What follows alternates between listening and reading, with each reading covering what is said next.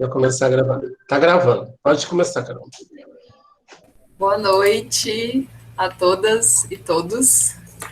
Primeiramente, eu queria agradecer a presença de cada um de vocês. Eu sou a Caroline Costa, como o professor falou, eu sou aluna do mestrado de Sociologia, sou orientanda do professor Wellington. E para mim é uma honra estar podendo mediar esse evento, né? Apesar de um pouco de nervosismo. Vamos ter hoje a segunda palestra do ciclo de debates em estudos urbanos. Essa iniciativa, né, do professor Wellington, que é professor do programa de pós-graduação em Sociologia da nossa Universidade Federal do Maranhão. Professor, mais uma vez, obrigada pelo convite. E a gente vai registrar aqui que na primeira edição do ciclo de debates nós tivemos a presença do professor doutor da UFSCar, Gabriel Feltran, e hoje nós vamos ser presenteados com a palestra da professora doutora Márcia Leite. Professor, eu vou fazer aqui uma apresentação, um resumo do seu currículo. A professora Márcia da Silva Pereira Leite é graduada em Ciências Políticas e Sociais pela Pontifícia Universidade Católica do Rio de Janeiro, mestre em Ciência Política pelo IUPERJ e doutora em Sociologia pelo Programa de Sociologia e Antropologia da Universidade Federal do Rio de Janeiro. É professora associada e pesquisadora da Universidade do Estado do Rio de Janeiro e professora permanente do Programa de Pós-Graduação em Ciências Sociais, PPCIS-UERJ. Integra os seguintes grupos de pesquisa: Distúrbios Dispositivos, Tramas Urbanas, Ordens e Resistências da UERJ, CEVIS, Coletivo de Estudos sobre Violência e Sociabilidade Urbana, IESP-UERJ, e o Laboratório Cidades, Núcleo de Pesquisa Urbana, PPCIS-UERJ. Tem experiência na área de sociologia, com ênfase em sociologia urbana, atuando principalmente nos seguintes temas: favela, Estado e mercados, sociabilidade e ação coletiva, religião e política, violência, território e segregação. Professora Márcia, é uma honra para a gente receber a senhora aqui, ainda que virtualmente, e nós estamos prontos para ouvi-la falar do tema do nosso encontro de hoje, né, que é da biopolítica, só para relembrar, da biopolítica da precariedade à necropolítica, uma reflexão a partir das cidades. Eu gostaria só de pedir para todo mundo, né, já foi orientado, só reforçar, que a gente mantivesse o microfone e a câmera desligado durante a transmissão, durante a exposição da doutora Márcia, para que a gente mantivesse a qualidade, né, porque a gente mantém a qualidade da nossa transmissão. Quem quiser fazer pergunta, pode usar o chat. Ao final da palestra da doutora Márcia, eu vou ler as perguntas, a gente vai repassar para elas e ela vai responder tudo, viu? Professora, a senhora tem 45 minutos para a sua apresentação e a senhora pode começar quando quiser. Caroline, eu vou começar pedindo que você controle meu tempo. Então, me avisa quando faltarem 15 e quando faltarem 5, como Wellington sabe, eu falo demais. Tá, quando tiver faltando 15 minutos para eu lhe avisar, isso? Isso, por favor. Tá bom, a senhora é quem manda.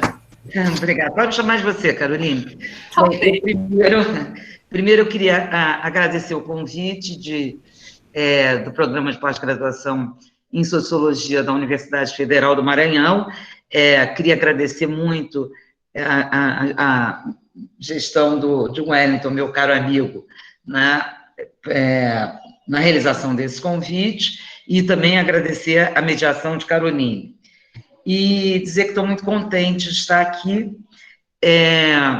e, digamos assim, eu vou começar, eu dei uma preparada em alguns pontos que eu não posso esquecer de falar, mas eu vou começar explicando o título dessa fala, dessa comunicação, palestra, não sei como vocês estão chamando, porque eu estou juntando biopolítica da precariedade com necropolítica, que são duas noções que vêm de dois autores, que dá para pensar muito juntos, é claro, mas que aparentemente produzem uma certa desconexão. Foucault, que vai pensar a biopolítica, e eu estou meio que imaginando, né, como um certo ensaio de trabalhar a noção de biopolítica de Foucault para a nossa periferia colonizada do capitalismo, como que é diferente, né, dos países colonizados, dos países da África, chamando de biopolítica da precariedade, e o Bembe, que fala em termos de necropolítica. Então, eu comecei a fazer esse ensaio de pensar como é que como é que se está gerindo a vida na sociedade brasileira, e eu penso a partir do Rio, que é onde eu vivo e trabalho, então, na cidade do Rio de Janeiro, no estado do Rio de Janeiro, gerindo a vida durante a pandemia, bem, logo no início da quarentena, e talvez tenha sido um pouco a minha aflição e a minha tentativa de compreender como as coisas se davam aqui, que não era exatamente como em outros países colonizados, e certamente não é como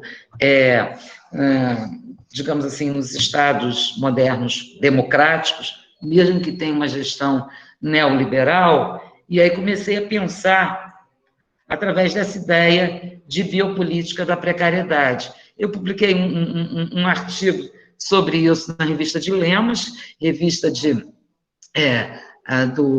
do Programa de Pós-Graduação em Sociologia e Antropologia da UFRJ, e esse texto teve alguma repercussão,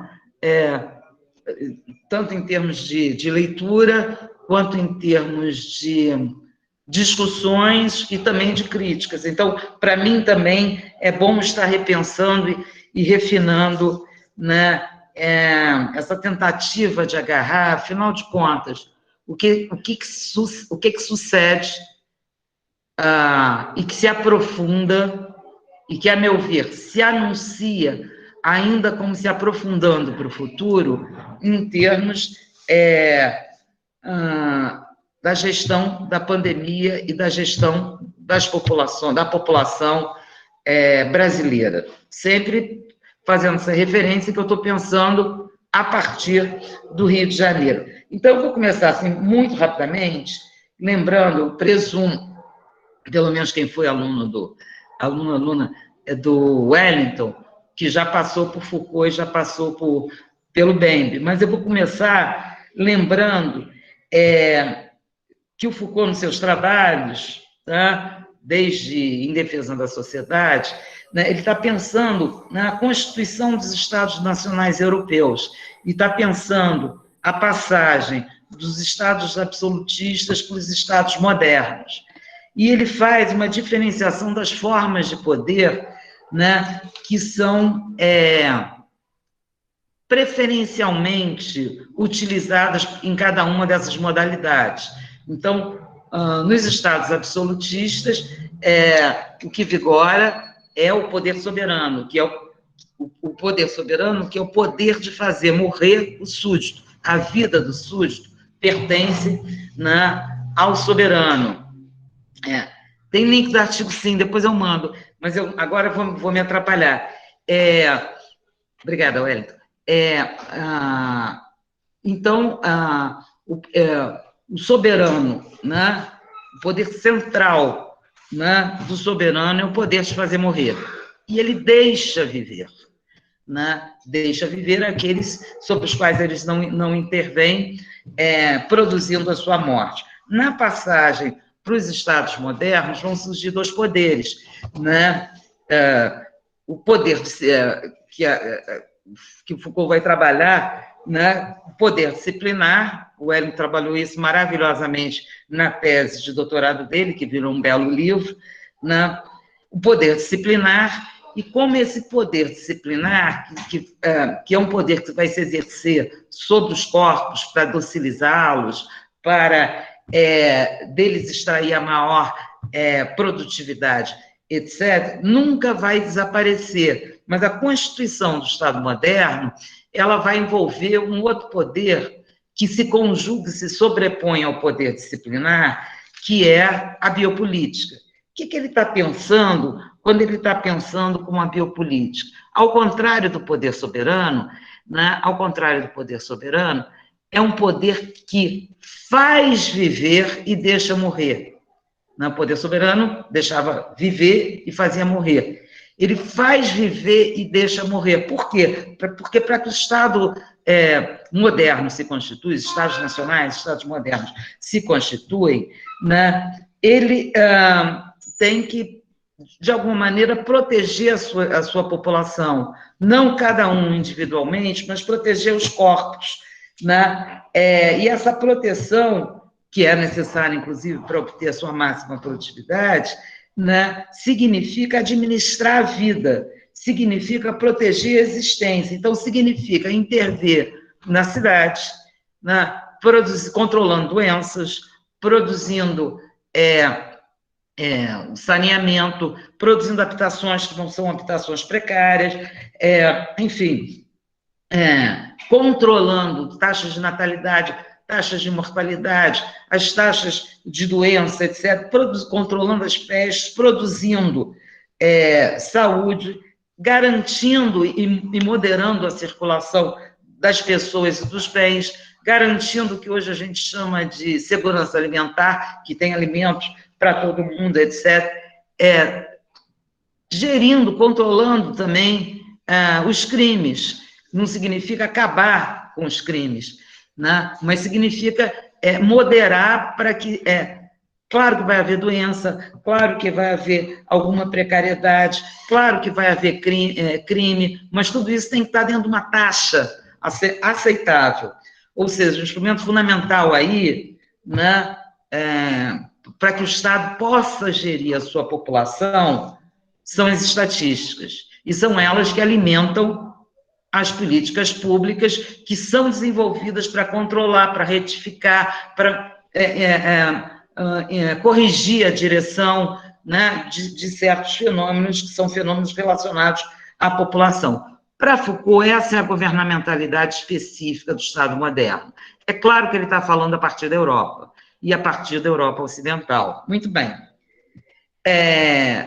De qualquer maneira, ele se defronta com o que aparentemente seria um paradoxo. Como é que nesses Estados modernos pode surgir situações extremas como o nazismo, e aí já incorporando a União Soviética, como o stalinismo, incorporando a atuação dos Estados nacionais europeus sobre as colônias, o genocídio colonial, né? Porque tudo isso vai contra o que ele está pensando como biopolítica e o que ele definiu como uma espécie de poder específica, característica dos Estados modernos na Europa.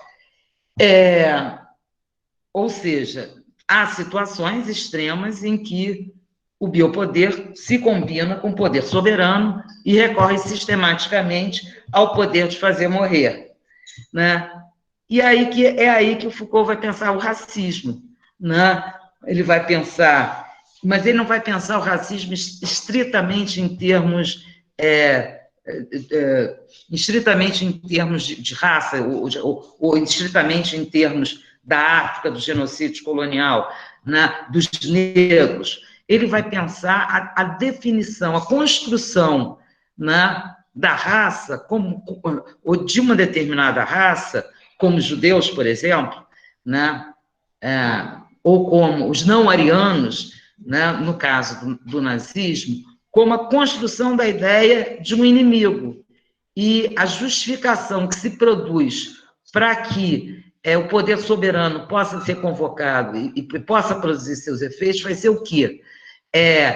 Vai ser exatamente essa figuração do outro, né, como inimigo que, se sobreviver, ameaça a nós, né, os colonizadores, ameaça a nós, os arianos, ameaça a nós que estamos no poder, etc., etc., né? Então, essas situações extremas em que os Estados nacionais operam com fazer morrer, né, elas são trabalhadas e justificadas em termos de que é preciso que meu inimigo morra para que eu possa sobreviver. Mas Foucault localiza, né? Bom, também não teve muito tempo para continuar pensando, né? Porque morreu cedo, mas localiza... nos textos dele, me parece sempre que ele detinha uma certa esperança que a história já tivesse levado para longe essas situações. Aí nós temos um outro autor, o Bembe, em diálogo constante, bastante profícuo com Foucault, né, que é um filósofo camaronês, né, que vai pensar a governabilidade colonial, né, e vai destacar exatamente o eurocentrismo de Foucault e dizer não, né, a governamentalidade colonial é diferente da europeia, porque ela se materializa exatamente através do racismo e da exceção continuada, uma exceção que opera fora da lei ou mesmo usando a própria lei. Isso é fácil a gente ver, por exemplo, o apartheid, né, é um exemplo disso, que opera pelo terror e que opera pela racialização de políticas estatais, né, na produção de políticas de morte, né, da necropolítica. Bem, e essa seria exatamente a forma de governo específica dos colonizadores. Então, juntar essas duas noções para pensar o que acontece hoje no Brasil, eu quis produzir uma diferença, eu quis trabalhar a biopolítica da precariedade, né, para destacar esse aspecto, né,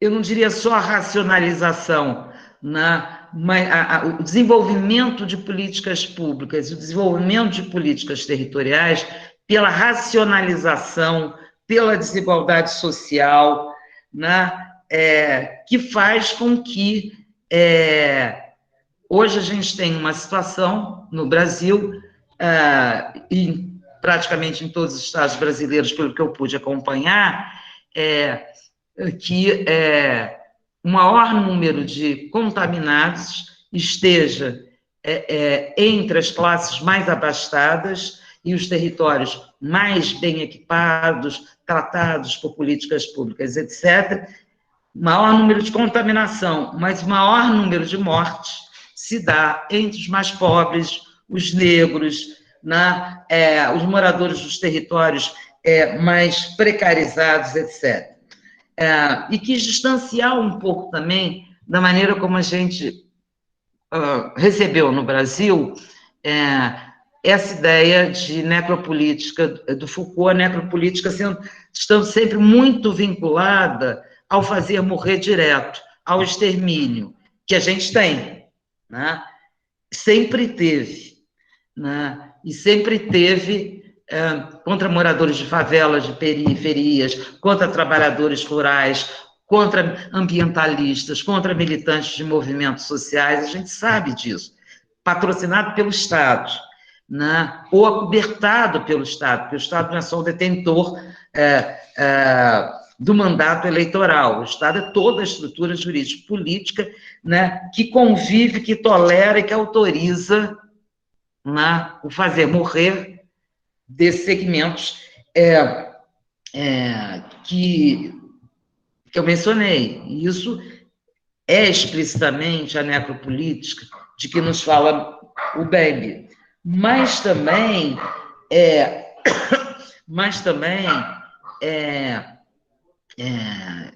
eu frisei, o Bembe não fala só disso, mas há um modo específico de gestão da população a partir dessas desigualdades sociais, raciais, de territórios de moradia, que foi o que eu quis destacar. E, sobretudo, Caroline, quanto tempo eu tenho? Que eu não controlei.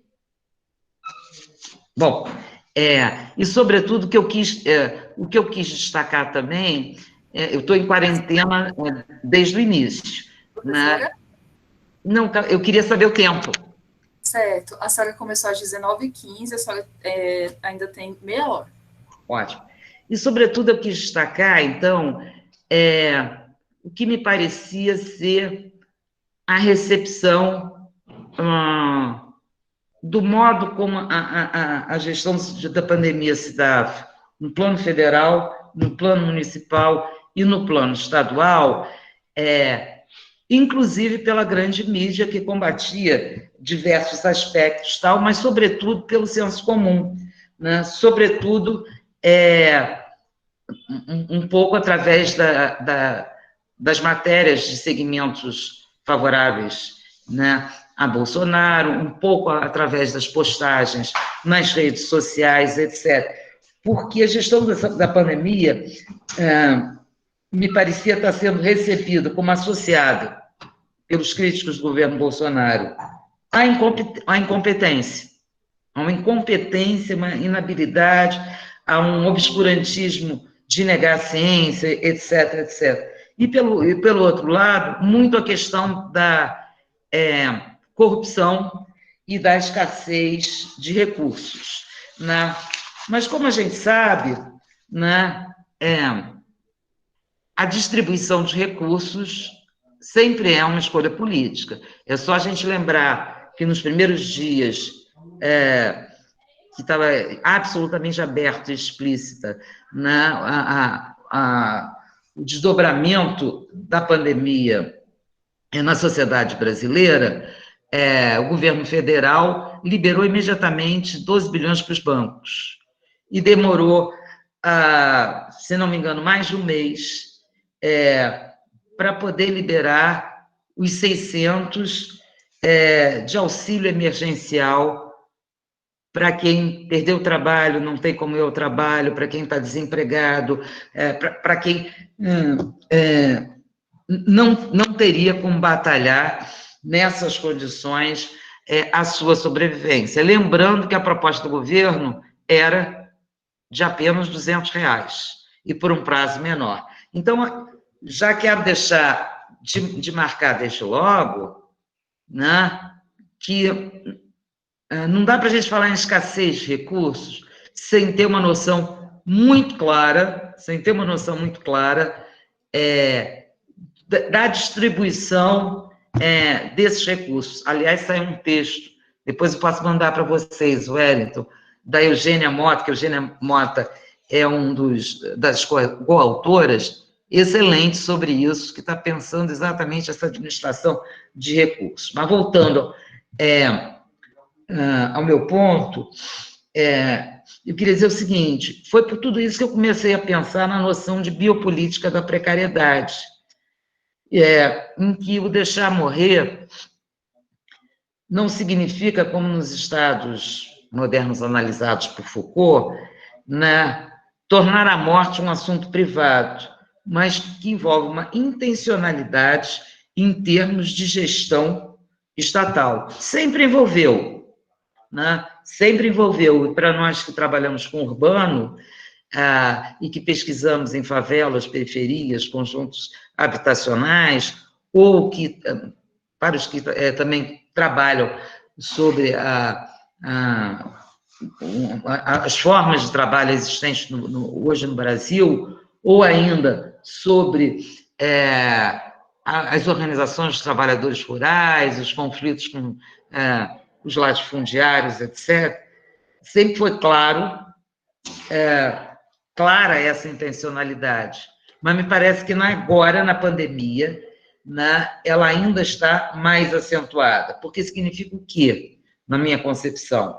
Significa privar parte da população, negros, pobres, moradores de territórios favelados, periféricos, trabalhadores sem teto, trabalhadores informais, de qualquer proteção e qualquer proteção e qualquer proteção da vida, digamos assim. Mas o corte aqui entre nós, vou repetir, é um corte social, de raça, de racismo, né, da desigualdade social, que se conjugam, né, ou que se expressam nos territórios de moradia, que as pessoas podem, enfim, escolher morar, o que aqui tem acesso, e nas posições que podem acessar no mercado de trabalho. Então, nesse sentido, eu concordo muito com o Daniele Lorenzini, que é um filósofo especialista em Foucault, que ele nos lembra que a biopolítica é sempre uma política da vulnerabilidade diferencial. É uma política que depende estruturalmente do estabelecimento de hierarquias no valor das vidas, produzindo a vulnerabilidade como um meio de governar pessoas. Isso, na época de Foucault, talvez não estivesse tão claro quando ele pensava, sobretudo, a França, mas os Estados nacionais europeus. Mas, hoje em dia, né, em toda a Europa, isso já está também muito claro. Né? Então, voltando ao Lorenzini, para ele, a biopolítica constitui um esforço para organizar diferencialmente a área cinzenta entre a vida e a morte. Né? Significando o quê? Significando que parcela, que segmentos da população terão a vida protegida, né? E que parcela ou segmentos da população serão deixados à morte ou terão a sua morte, exporão a um maior risco de morte. Outra autora que nos fala muito disso é Butler, Judith Butler. Bem, e aí, nesse artigo que eu falei, eu exploro um pouco essas duas pernas, né? O fazer morrer durante a pandemia, né? Explorando. Eu publiquei o artigo em maio, então, até lá, o que eram as operações policiais em favelas e periferias, produzindo um número absurdo de mortes, né? Inclusive, a polícia matando quem estava distribuindo cesta básica, máscara, etc., né? em favelas do Rio de Janeiro, e matando jovens e crianças dentro de casa. Não dá nem para pensar em termos de bala perdida, e justificando que isso era necessário para poder manter a ordem. A gente está num imbróglio jurídico ainda da ação de inconstitucionalidade, da proibição, né, que vai agora ao STF, a proibição de realização de operações policiais nas favelas e periferias durante a pandemia. Mas o judiciário entrou em recesso, isso só vai ser julgado no início de agosto, final da primeira semana de agosto, se não me falha a memória. Né? Então, o fazer morrer direto, o que é isso? Se você invade uma favela, atirando, com caveirão voador, atirando, sem se preocupar em proteger a população moradora das favelas, sob a justificativa que é necessário reprimir, coibir, controlar os traficantes de drogas ilícitas, né? Você está fazendo morrer, né? Intencionalmente. Você sabe que você vai matar, e sabe que vai matar muito, né? Enfim, então eu exploro um pouco isso, e eu também exploro, né, o fazer viver precariamente, expor ao risco de morte, deixar morrer, né? O artigo foi produzido em maio, nós estamos ao final de julho, o artigo já está absolutamente desatualizado. Os dados que eu tinha à mão, quer dizer, o que vinha se evidenciando, e volto a dizer, na cidade do Rio de Janeiro, no estado do Rio de Janeiro, como também em todo o território nacional, né, já foram ultrapassados em termos de uma radicalização, eu diria, do deixar morrer. Né? Como deixando todos aqueles que estão em situação de vulnerabilidade social, sem trabalho, vivendo em condições precárias, onde toda a propaganda, né, toda a mídia e todas as autoridades de saúde nos indicam que o mais importante para nos preservarmos é o ato continuado de lavar as mãos, né? Como é que você deixa até 12 dias? Como é que você deixa até 12 dias uma favela carioca, né, sem água? Várias favelas cariocas sem água. Apesar da Defensoria Pública do Rio de Janeiro, desde o início da quarentena, está oficiando, está pressionando, né, a SEDAI, que é a organização, né, responsável por isso, a prefeitura, etc., é recorrente, isso é um absurdo, é recorrente, né, a falta d'água nas favelas. É recorrente também que nas operações policiais, né, os PMs atirem e danifiquem a rede elétrica, né? O que significa que as bombas não podem também puxar água. Então, a mesma situação desesperante em termos sanitários. A gente está tendo no Rio de Janeiro uma experiência muito interessante, que é o que eu saiba, começou no Santa Marta, que tem sido a sanitização das favelas.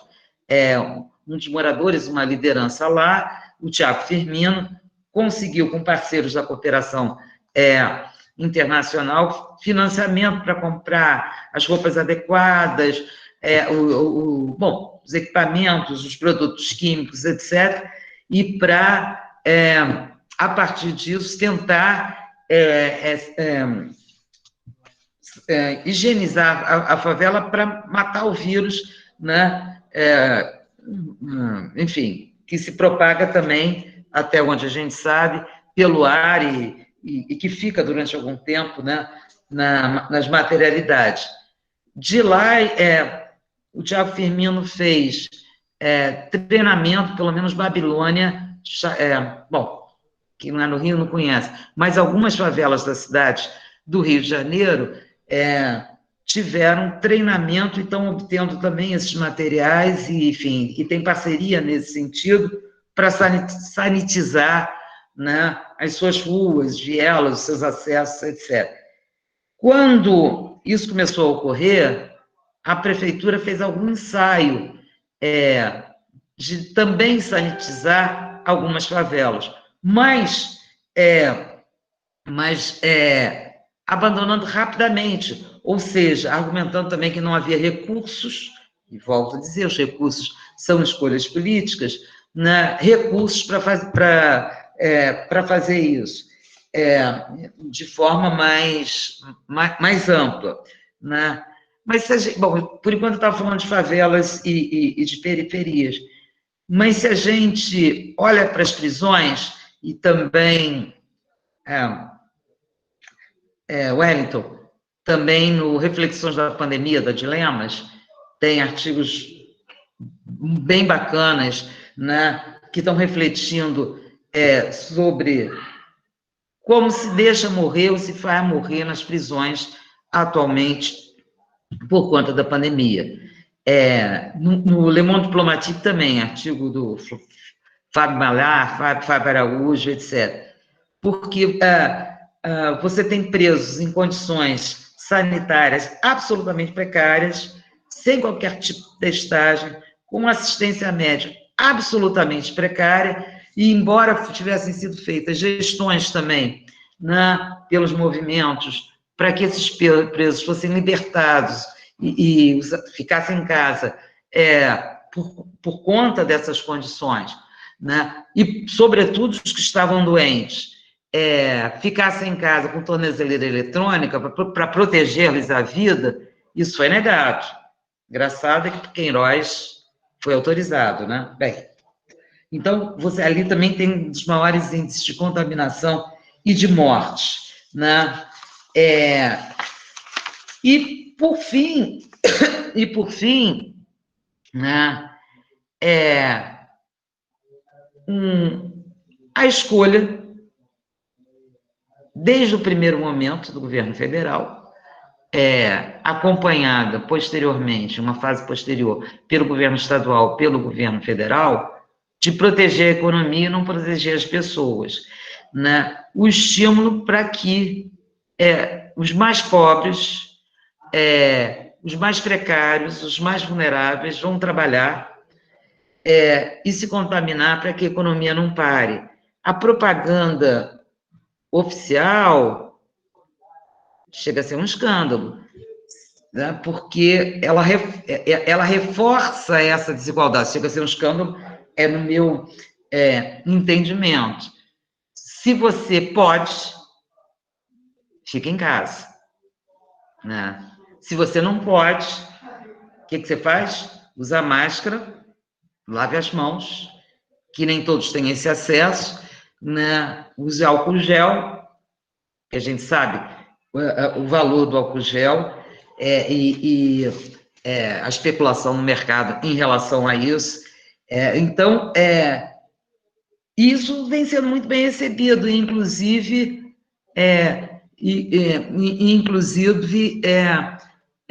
naturalizado, né? Naturalizado. Eu falei antes que eu estava na casa dos meus pais, na Serra, sou professora universitária, é só isso, né? Estou me protegendo, estou protegendo a minha família, enquanto a gente tem milhares de pessoas que não podem parar, né? Sendo expostas cotidianamente, inclusive os entregadores de aplicativo, inclusive os entregadores de mercado, de farmácia, enfim, os garis, e uma quantidade enorme de pessoas que a gente diz, bem, eles não podem parar, né? Eles não podem parar, não é porque a sociedade não pode parar. A gente trata os profissionais de saúde como heróis, né? Porque sem eles não haveria controle, né? A gente admite que os profissionais de segurança e os garis também não podem parar para manter a cidade minimamente funcionando. Mas a gente admite que os outros sejam expostos para que a gente se proteja. Eu estou falando, inclusive, de mim, né?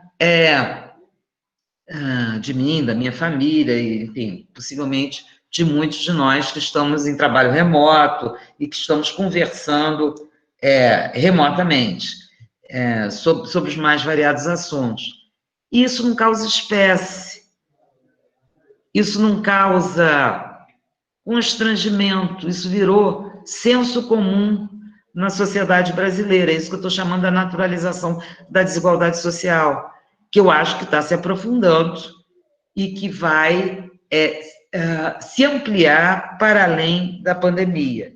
E, assim, um pouco para finalizar, uma nota meio escandalosa, que eu acho que todos vocês devem ter lido esses dias nos jornais, na internet, que é a quantidade de recursos alocados no Congresso Nacional para o combate à pandemia, para a saúde, especificamente para a saúde, e o quanto esses recursos,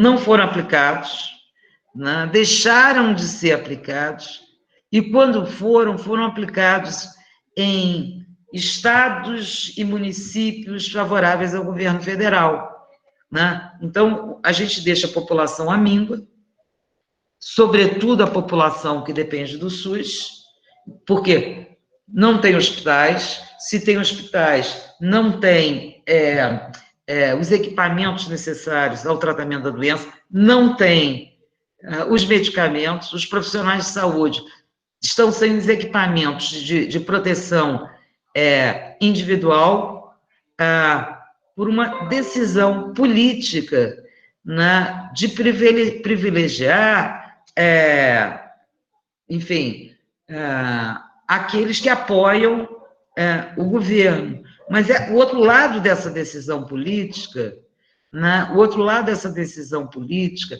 é conviver, aceitar e intencionalmente deixar morrer, né? Exatamente a população mais pobre e mais vulnerável, porque a população mais abastada tem planos de saúde, está recorrendo aos hospitais privados. Isso poderia ser incorporado, essa divisão, né? Como se usa a lei, como se transpassa a lei, usa de ilegalismos e de ilicitudes, né, para governar, poderia ser incorporado, sim, ao conceito BEMP, de necropolítica.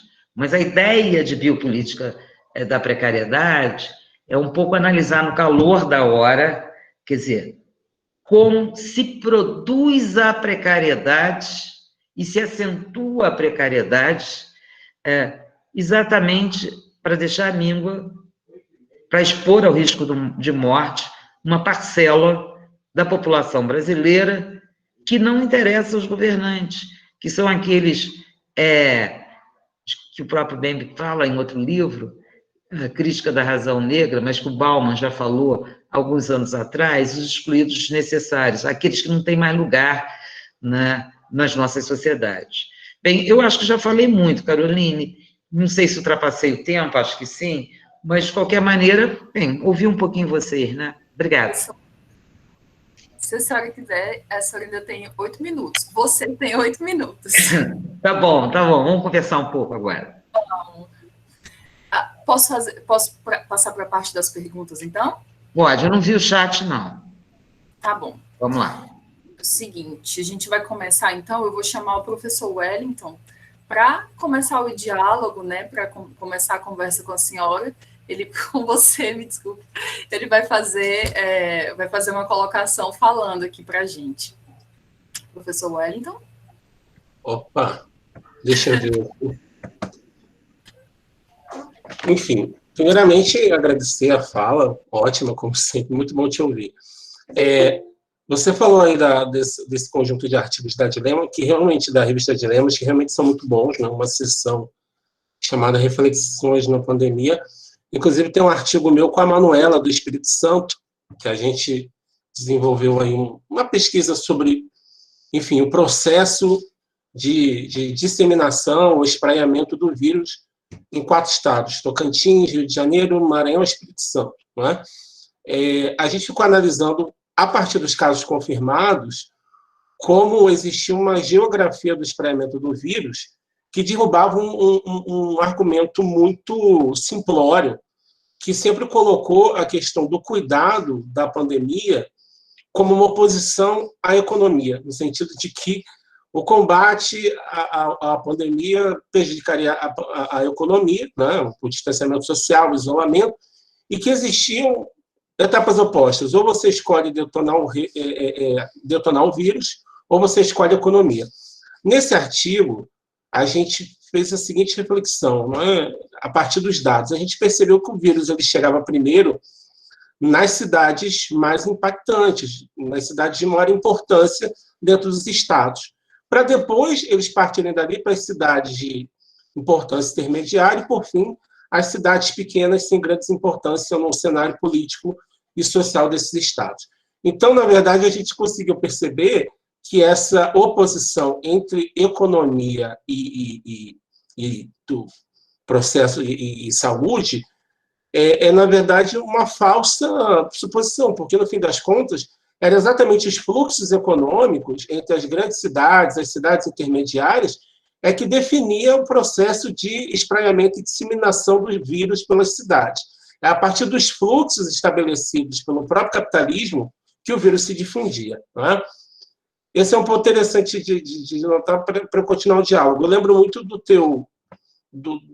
de uma discussão que você faz muito bem, que, na verdade, você desenvolveu esse conceito de metáfora da guerra. Né?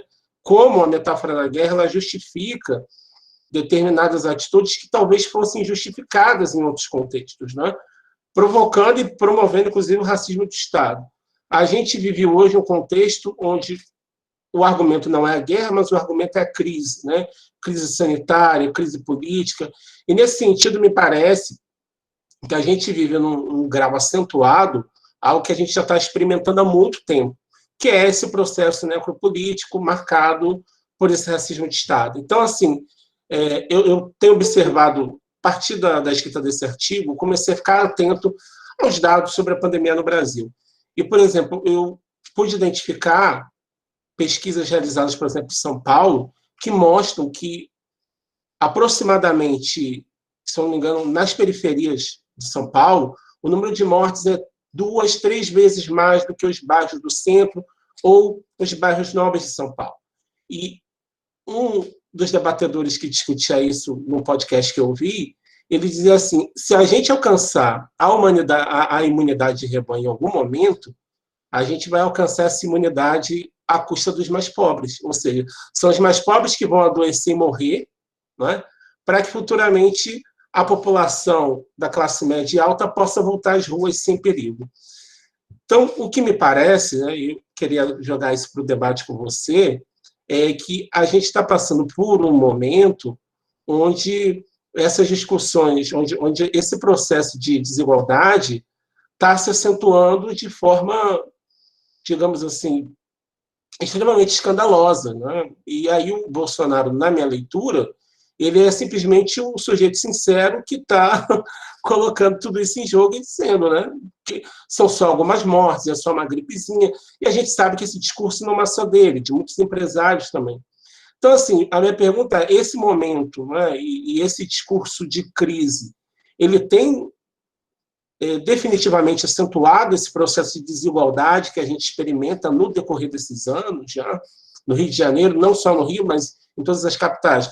Vale ressaltar o seguinte, o Norte e o Nordeste, nós estamos aqui no Norte, né, Maranhão, uma cidade do Maranhão que faz divisa, aliás, Nordeste, perdão, numa cidade que faz divisa com o Norte. Do outro lado do Rio, que tem aqui, já é Tocantins.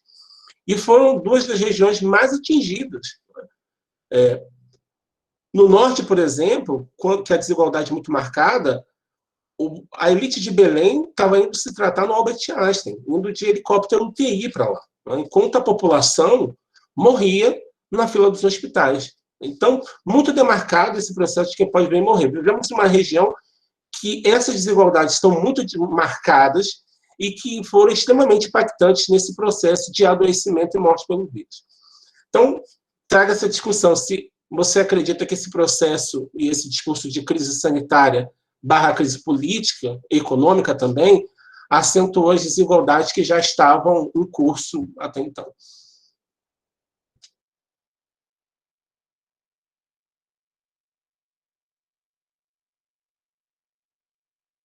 Respondo agora? Professora, você pode responder. Então, primeiro, gostei muito dos seus comentários e da sua pergunta. E eu lembro, assim, sobretudo aos estudantes que estiverem nos assistindo, que várias associações e várias revistas, né, produziram também uma coleta e uma publicação de textos sobre diversos aspectos, né, da gestão estatal da pandemia. Talvez o mais conhecido seja o da Ampox, que agora encerrou, mas tem coisas maravilhosas, eu não terminei de ler tudo, né, mas tem coisas que vale a pena se aprofundar, porque, na verdade,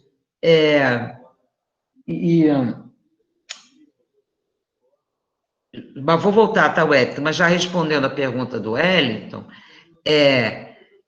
eu acho que a gestão da pandemia revelou uma forma de governo, né?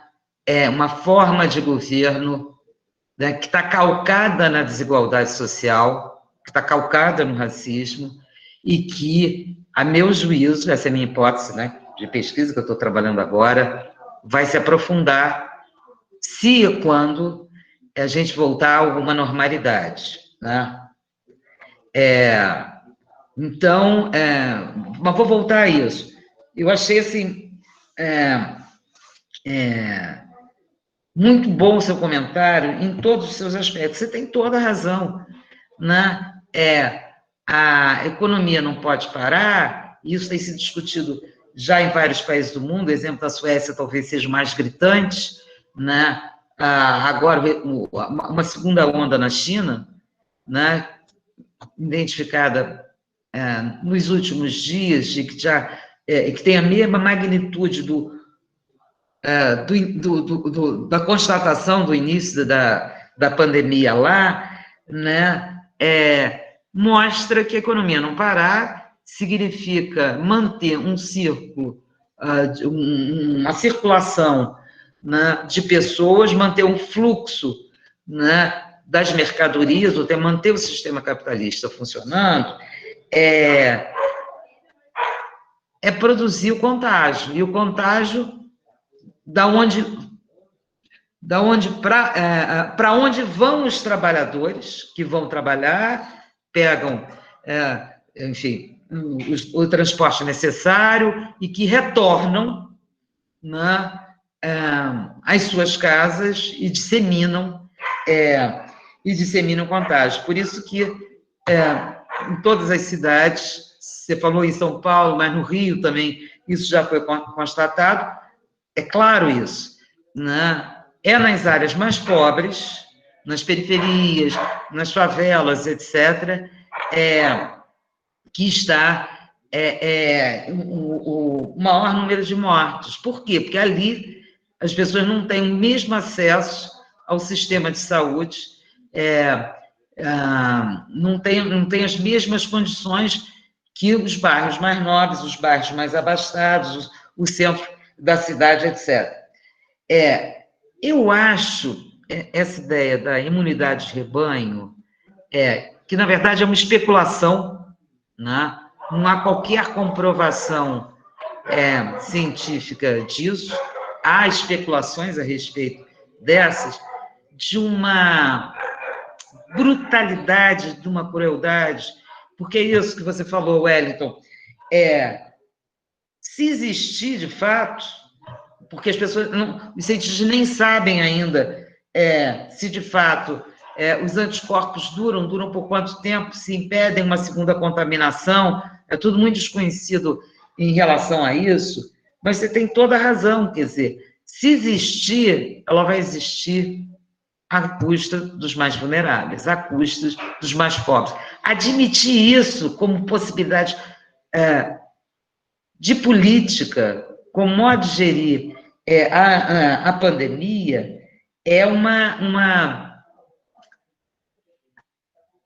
eu acho que é muito cruel, né? Não tem outra palavra, né, para expressar o que eu penso em relação a isso. E aí, reparem, voltando ao que você falou de início, quer dizer, está se falando o tempo todo em cuidado, mas um cuidado individual. Você lave as mãos, você use máscara, você retira a máscara de determinada maneira para não se contaminar, você não põe o dedo no nariz, você não põe o dedo não sei aonde, né? E o mercado capitalista prosperando, né? Se possível, compra um tapete sanitário, você higienize tudo, você lava as sacolas.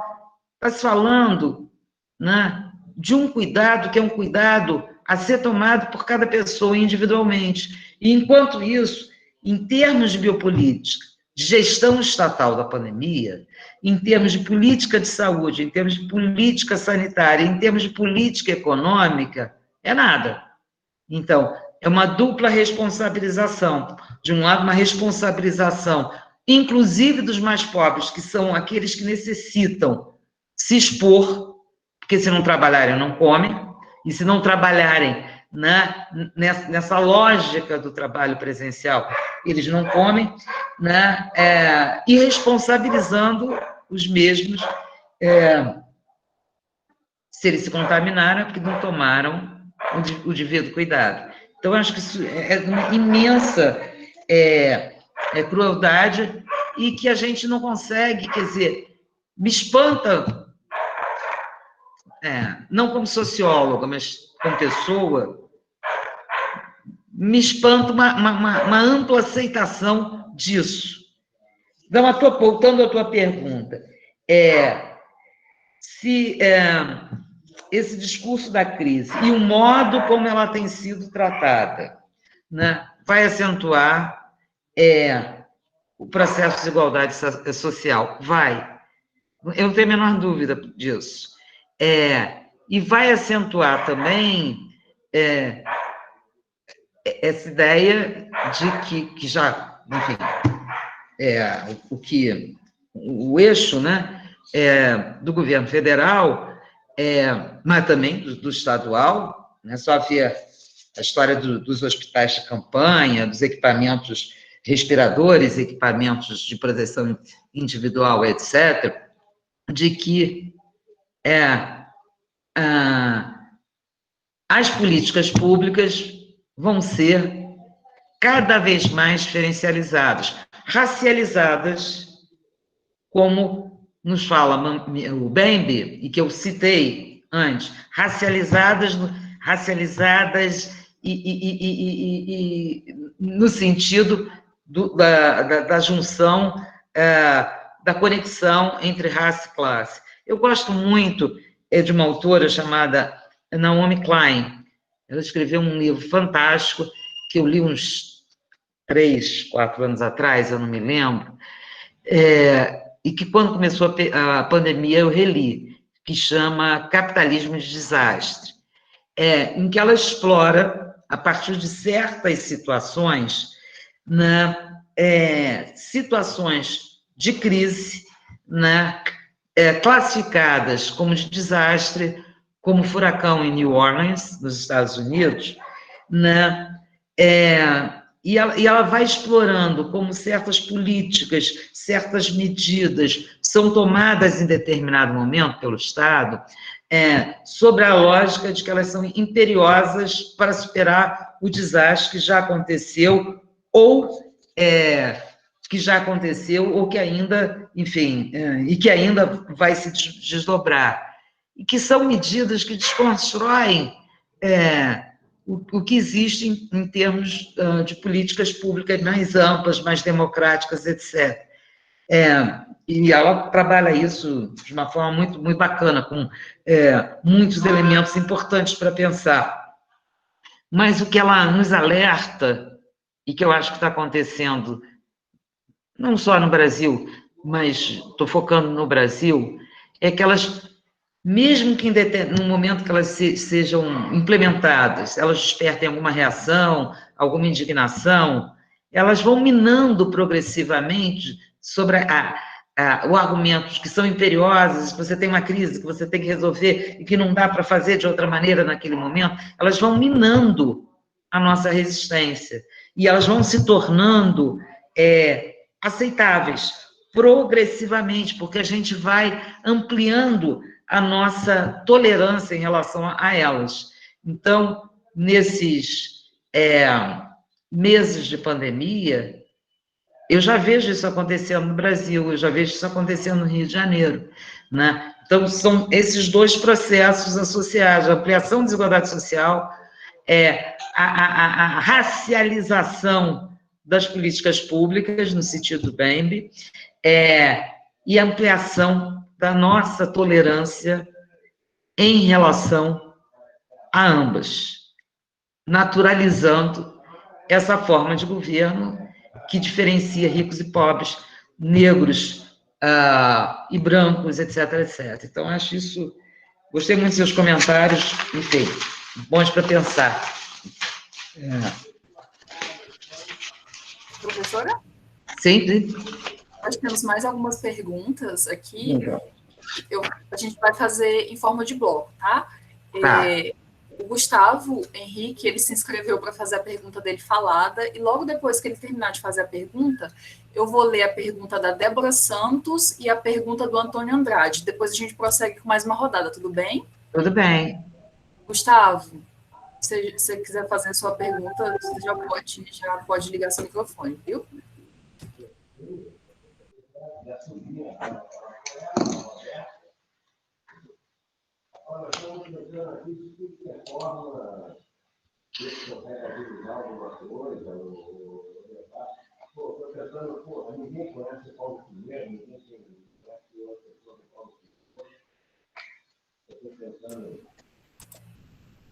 Gustavo. Vou fazer o seguinte, eu vou ler a pergunta da Débora e a pergunta do Antônio, caso o Gustavo consiga tomar aqui a transmissão, ele faz a pergunta dele falando logo em seguida. Gustavo? Então você agora?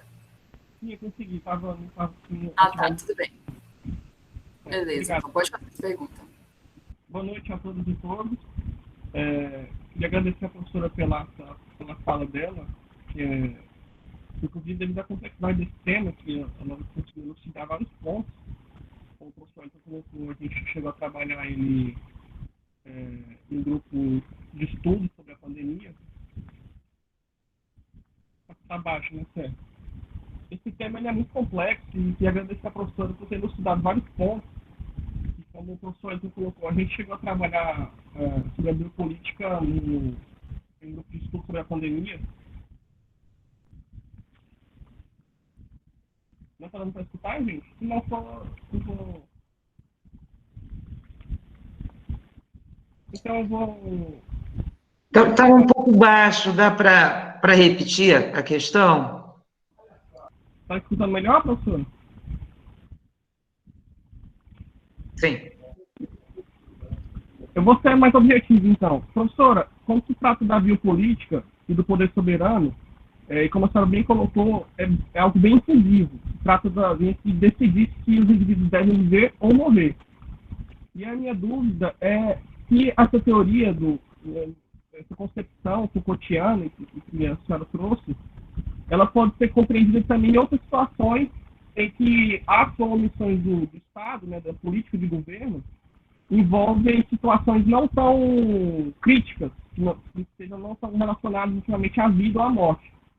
E aí deixa um exemplo bem claro, como, por exemplo, a cultura. Quando o Estado, propositadamente, ele resolve extrair a cultura de uma nação, impedir ao máximo que ela se desenvolva, ou em algumas situações, não decida qual cultura deve ser preservada e ampliada. E cairia, se encaixaria nessa concepção de poder soberano da biopolítica, ou se não, se ela realmente é pensada nesses casos extremos de vida e morte, né, de determinação do esporte. E, por fim, gostaria de saber se vocês teriam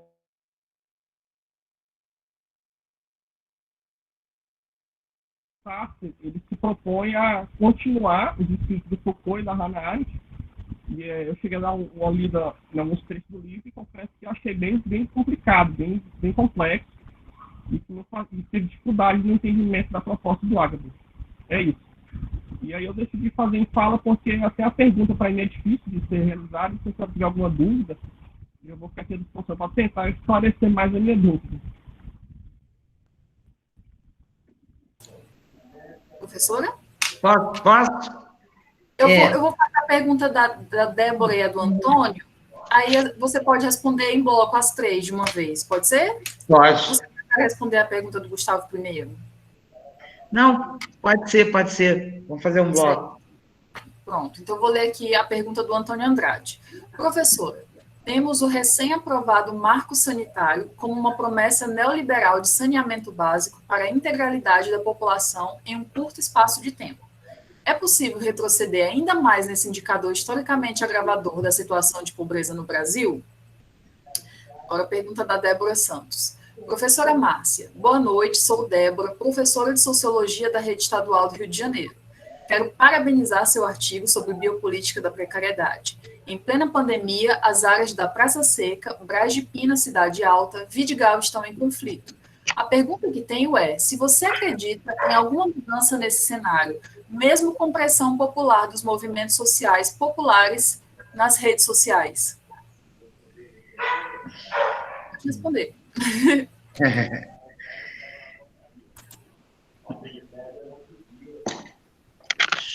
Bom, então, Gustavo, eu vou tentar te responder, mas a tua fala picotou muito, então se eu deixar algum aspecto que eu não tenha compreendido, aí você recoloca, digita, tal. Sim, a biopolítica da precariedade e a necropolítica, elas não operam só em situações críticas, em situações extremas. Na verdade, em nosso país,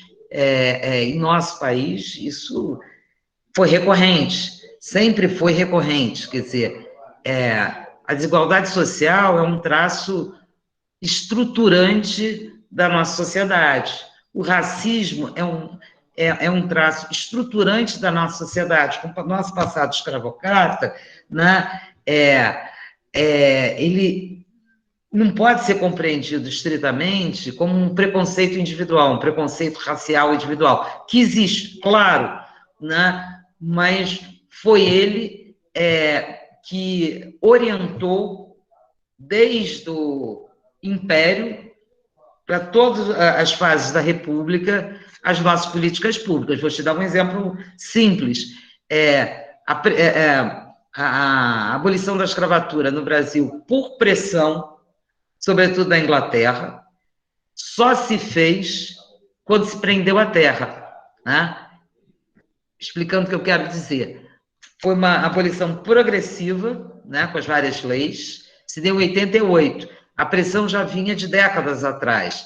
Então, a possibilidade de abolir a escravidão, né, ela se deu com uma lei de terras extremamente restritiva que impedia o acesso do negro ex-escravo à terra. Foi isso que levou, eu conheço bem o caso da cidade do Rio de Janeiro e de algumas outras cidades brasileiras, mas foi isso que levou, né, essa população sempre a ter que morar em terrenos precários, né, em favelas, em periferias, posteriormente em ocupações, em loteamentos clandestinos, etc., porque ela nunca teve acesso, de fato, um acesso amplo, né, ao trabalho, à terra, a educação. Eu sou de uma geração, eu estudei em escola pública, né?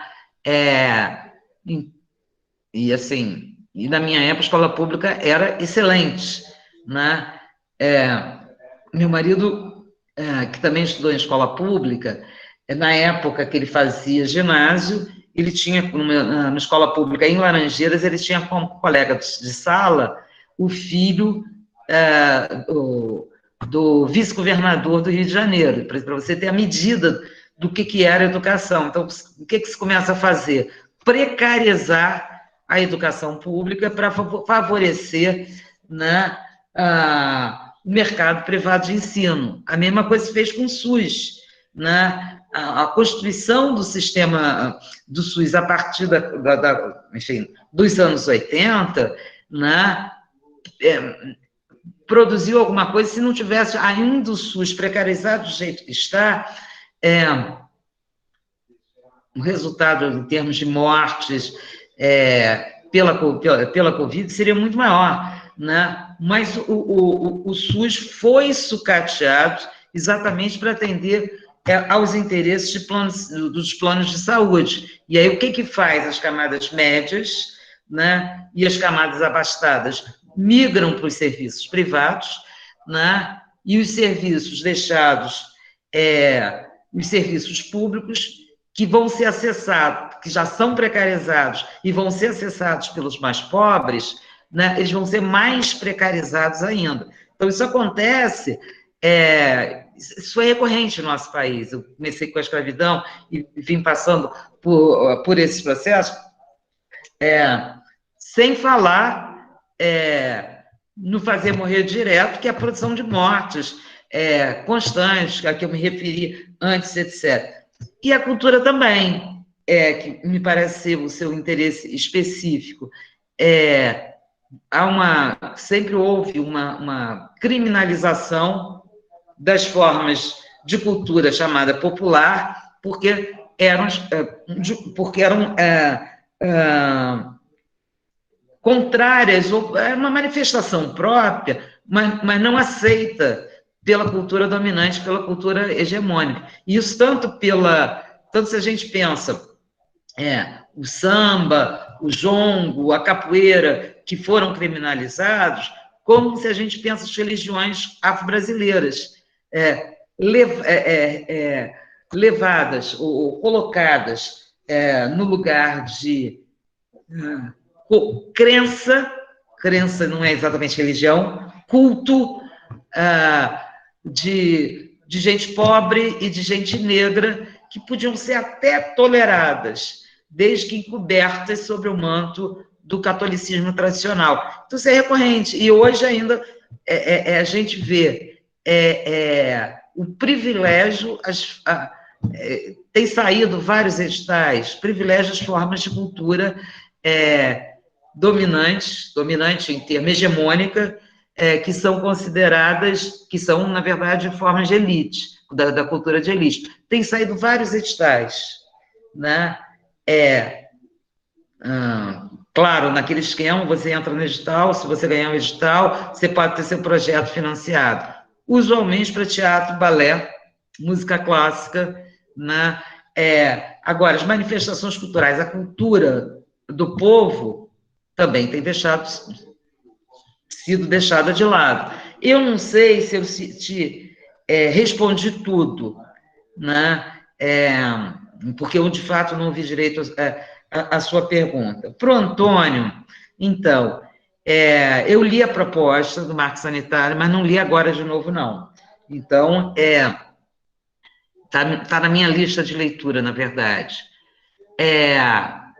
Mas, veja, isso, eu concordo inteiramente com você, sim.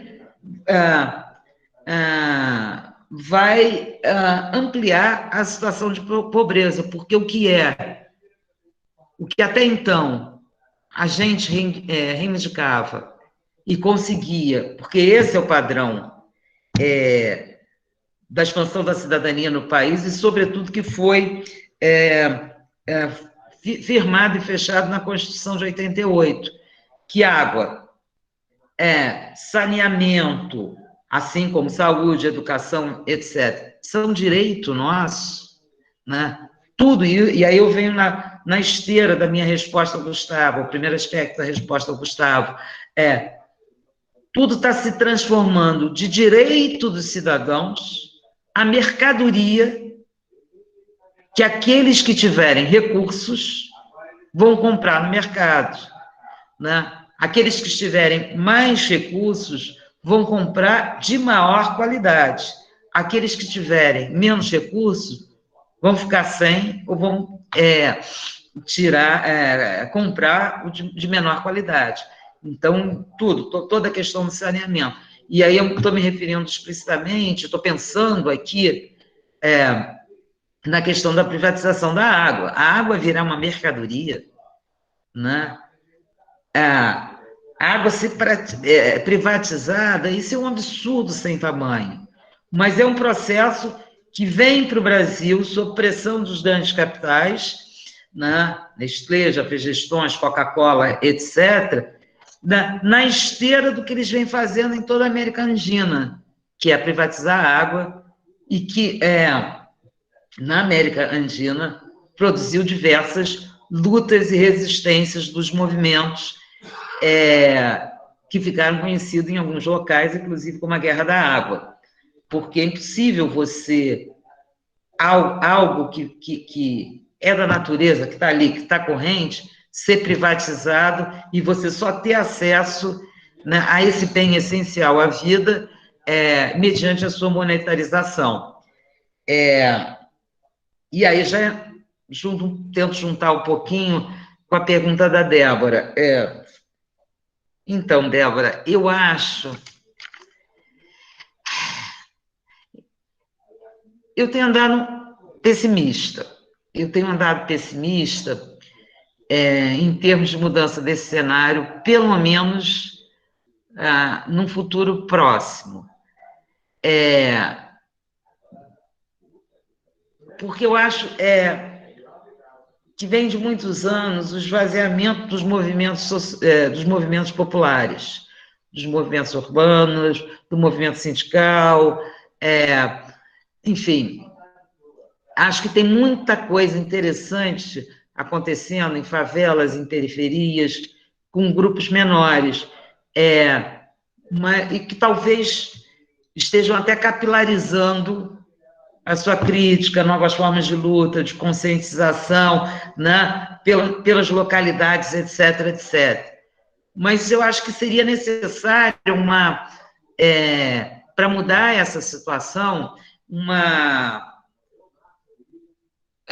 eu não diria uma coordenação, mas pelo menos assim, um concerto, né, dessas intencionalidades e de algumas dessas lutas. E eu acho que as redes sociais já mostraram, muitos cientistas sociais tinham uma grande esperança nas redes sociais, né? Mas a realidade que a gente vive hoje, desde o Steve Bannon, com a história dos robôs, com a história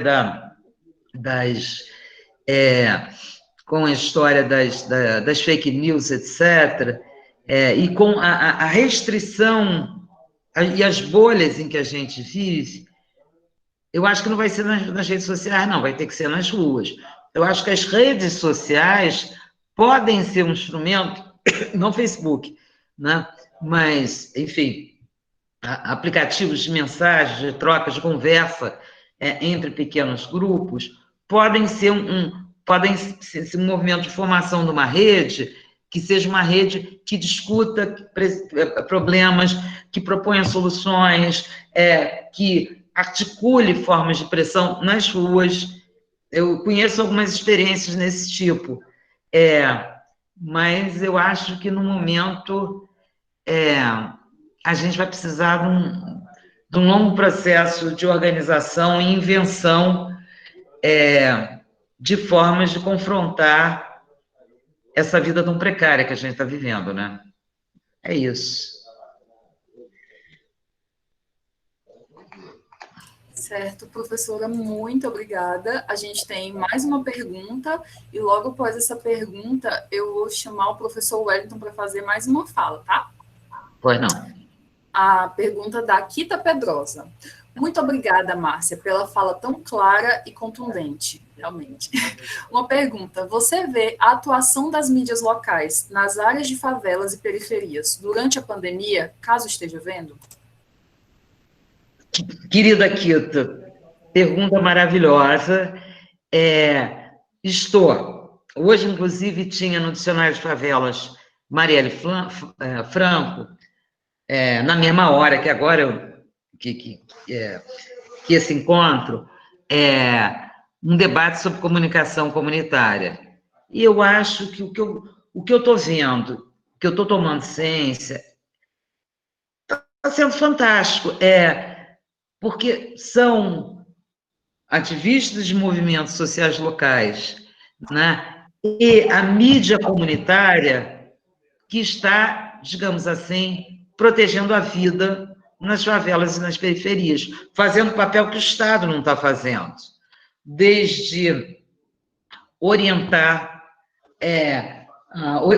a população, discutir coisas como que a gente está discutindo, mostrando, né, as contradições no discurso governamental, articulando campanhas e alianças em termos da sanitização desses locais, da doação de alimentos, de gêneros de água e etc.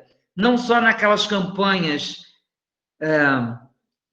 individuais que se faz, mas articulando com empresas, etc., etc., que essa é, inclusive, uma dimensão interessante, quer dizer, as redes de solidariedade que surgiram, que alguém devia estudar isso, porque isso é uma questão interessante e importante, embora isso não baste.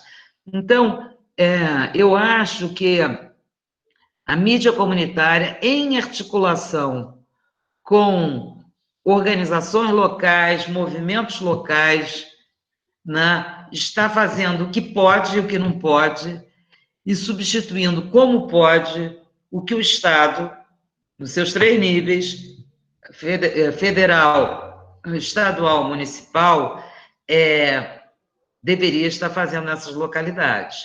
Não tenho dúvida também da eficácia, né, desse trabalho da mídia comunitária. Então, acho muito importante você ter destacado isso.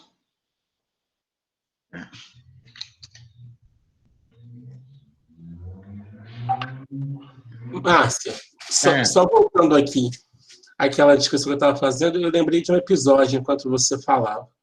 Primeiro dizer que, já que a gente está falando de Foucault, em relação à pergunta da Kita, me parece que esse trabalho enfim, dessa mídia comunitária das favelas, me parece que se apresenta como um processo de resistência a uma desigualdade persistente que não só está no campo da saúde, mas ao mesmo tempo aí está no campo da política, no campo da violência, entre outros mais, não é? Queria ressaltar isso nesse ponto. Outra coisa é a seguinte, eu tô pensando, aquilo que eu estava falando, como essa crise de saúde, econômica, política, ela tem acentuado o processo de desigualdade, a gente vê, por exemplo, maneiras de melancolia diante do processo muito diferenciadas. Melancolia, não diria, eu diria a própria tristeza ou preocupação. Enquanto alguns estão preocupados com o tédio, que é ficar em casa, né? Mesmo tendo internet, TV a cabo, etc., outros estão pegando ônibus lotado, torcendo para não contrair a Covid e chegar em casa e contaminar, por exemplo, seus pais, e etc. Um episódio que, para mim, é muito simbólico para pensar esse processo desigual é daquele menino do Recife que morreu caindo do prédio, aquele menino negro, não é? Que eu não lembro o nome agora dele, mas enfim. Ele e a mãe pegaram, Miguel, exatamente, ele e a mãe pegaram Covid, não é?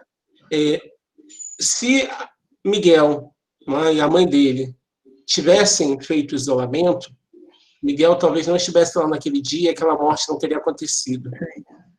A creche de Miguel estava fechada por conta do isolamento. A mãe da mãe de Miguel, pelo que eu soube também pelo noticiário, também é uma trabalhadora, não é? Se eu não me engano, também no mesmo ramo de ação à filha, e da mesma forma também não foi dispensado do trabalho. Então, a gente tem aí um jogo de desigualdades, um conjunto de situações que levaram à morte do Miguel. Então, assim, não é só as mortes que o vírus causou, mas é todo um processo que acentua o que estava exatamente. A Sandra está comentando que ele e a mãe pegaram o Covid dos patrões. Exatamente. Então, assim, se por um lado escaparam, né, de morrer de Covid, Miguel não escapou de morrer da indiferença, né, da elite recifense sobre a sua vida. Então, eu acredito que a gente também pode encontrar vários episódios nesse momento que simbolizam isso. Comento? Por favor. Eu concordo, assim, inteiramente com os dois comentários que você fez. E a tese da Kita, ela está trabalhando, está fazendo lá no PPCIS também, né? Ela está trabalhando muito, assim, essa ideia da comunicação comunitária, exatamente por esse ângulo de resistência. E um pouco em termos, também com uma nova forma de ação coletiva, de movimento, que enfim, também tenta inventar formatos, né? Tenta operar mais na micropolítica do que na macropolítica, e está muito legal, né? Então, essa resistência ela se dá tanto no plano da crítica, da desconstrução do lugar das favelas e de seus moradores, né, no imaginário da cidade, né, quanto em termos da reivindicação de serviços públicos, equipamentos, etc., da crítica à violência e, enfim, de uma situação total de não assistência por parte do Estado, que eu acho que, exatamente por isso, sabendo que o Estado estava de costas para as favelas e periferias, que eles assumem, né, esse lugar e que me parece muito produtivo. O caso do Miguel é um outro caso terrível. é um outro caso terrível.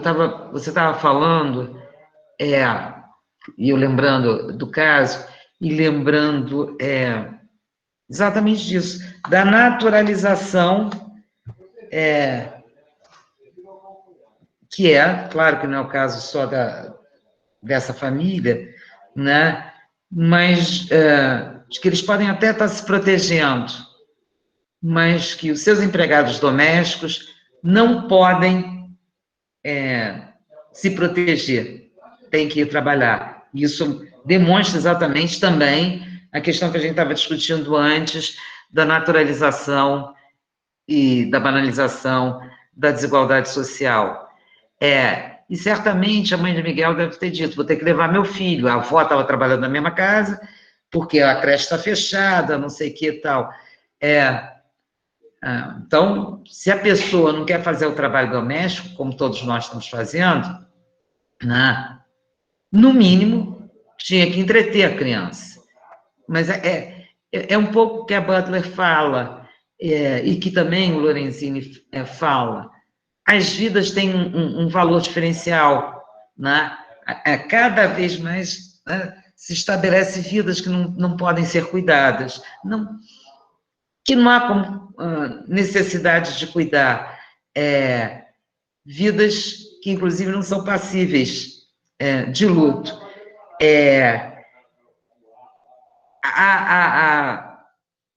O desespero da mãe de Miguel, e você falando e eu lembrando agora, e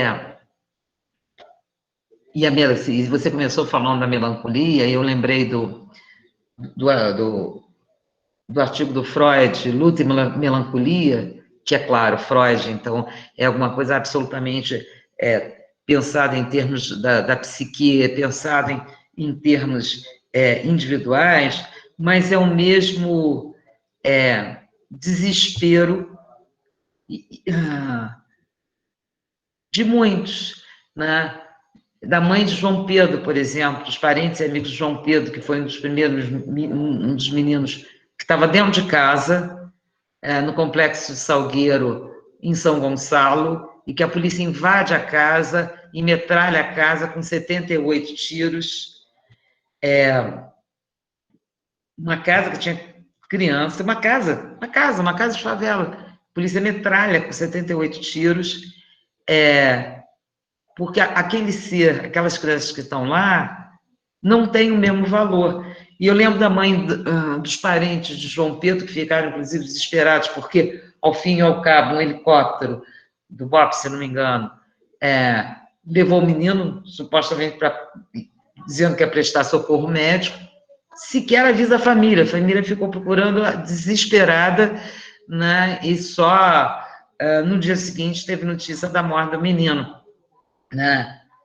Então, é um desprezo e uma indiferença em relação à vida dos mais pobres, dos negros, etc. Uma concepção cada vez mais arraigada, né, de aquela vida não tem o mesmo valor que a sua vida, que a nossa vida.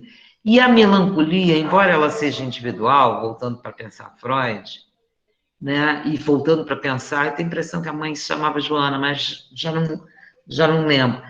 É a melancolia da mesma dos pais do João Pedro, de saber que essas mortes ficam impunes, de saber que não tem reparação, de saber que ninguém vai ser culpado por isso, e de saber, enfim, que o desfecho o desfecho e a morte de seus filhos significam uma profunda desvalorização deles, uma profunda desvalorização das suas vidas, que para aquela família é muito importante. Numa sociedade, no mínimo, democrática, todas essas vidas deveriam ter o mesmo valor. Então, a melancolia coletiva. Você sabe, Wellington, que durante muitos anos eu trabalhei, fiz pesquisa e tal, e acompanhei os movimentos de familiares de vítimas da violência estatal aqui no Rio de Janeiro. E eu vendo a mãe do Miguel, era o mesmo desamparo, a mesma tristeza, né?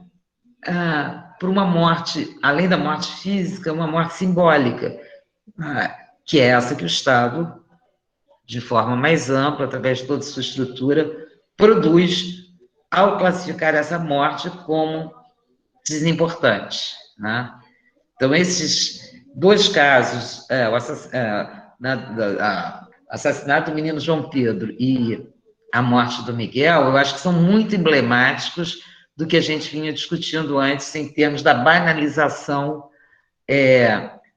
da desigualdade social e da banalização, da ampliação do que o Lorenzini chama de uma zona cinzenta entre quem tem direito à vida e quem não tem direito à vida, está condenado à morte, a morte nas suas variadas formas, morte de fazer morrer direto por tiro, morte por deixar morrer, morte por expor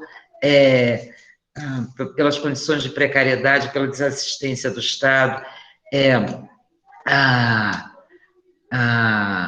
ao risco, né? E por que eu estou falando de zona cinzenta? Porque não é algo que se produz e fique claro para todos, né, imediatamente, que é assim mesmo, essas pessoas têm que morrer. Há instituições, há processos, há encaminhamentos que são feitos, mas, afinal de contas, essas mortes ficam impunes. Então, é muito duro. É muito duro. Bem, enfim. Melancólica fiquei eu agora. Professora, muito obrigada por ter respondido as perguntas. Melancólica, a senhora ficou, você ficou, nós também ficamos com toda essa situação que a gente tem vivido, né? Realmente, muita tristeza e desesperança, às vezes. Enfim. Caroline, deixa eu só falar uma coisinha. Olha só. Eu acho que, às vezes, é preciso a gente descer mais fundo no pessimismo, para que esse pessimismo também nos faça ver, e eu acho que foi a pergunta da Débora, nos faça ver que, se a gente não agir e agir coletivamente, tudo só vai piorar. Então, acho que o pessimismo não é só um elemento de desilusão, produz muito sofrimento, mas pode produzir também um motivo forte, uma não estou conseguindo falar, pode produzir também uma necessidade imperiosa de agir, porque quando a gente constata que chegou a um limite do intolerável, do insuportável. Então, eu estou marcando pessimismo, não sei o quê, mas eu queria só falar isso em termos... Também não quero deixar todo mundo arrasado. Né? Eu acho que primeiro a gente tem que aprofundar na compreensão do que a gente está vivendo e na crítica do que a gente está vivendo, para que, de alguma maneira, a gente tenha essa necessidade imperiosa de transformar, né? De viver um pouco melhor. É isso. Obrigada, eu adorei o debate, adorei estar aqui com vocês. Muito obrigada. Professora, nós é que agradecemos. Eu tinha escrito um agradecimento aqui, mas eu não vou seguir o que eu escrevi, não. Vou dizer realmente muito obrigada pela sua fala, não só pela sua fala, pela disponibilidade, por participar desse evento com a gente, mas pela contribuição que a senhora...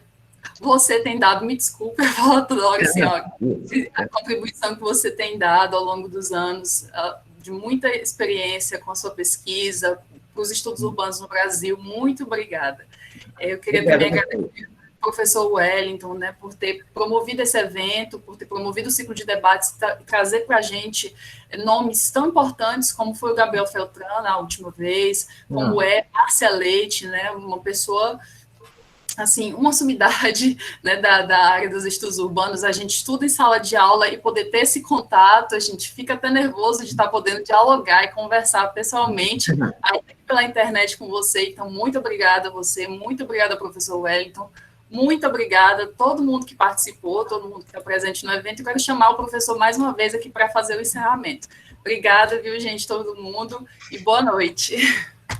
Ó, só um instantinho antes do Wellington falar. Eu não sei, é só o seguinte, gostei muito das perguntas e estou vendo, assim, vários comentários bem legais no chat, mas eu não sei responder no chat, não.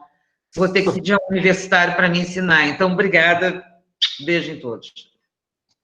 Então, eu queria... Tem uma das participantes aqui, a Júlia, fez um comentário. Eu acho essa forma de interação por chat interessante também. E aí você não pode só fazer perguntas, você vai participando. Mas a Júlia fez um comentário assim, pessimismo na análise, otimismo na ação. E eu acho que é exatamente isso que a gente precisa para esse momento. Exatamente. Eu acho que a própria tentativa de compreender o processo já é uma forma de ação.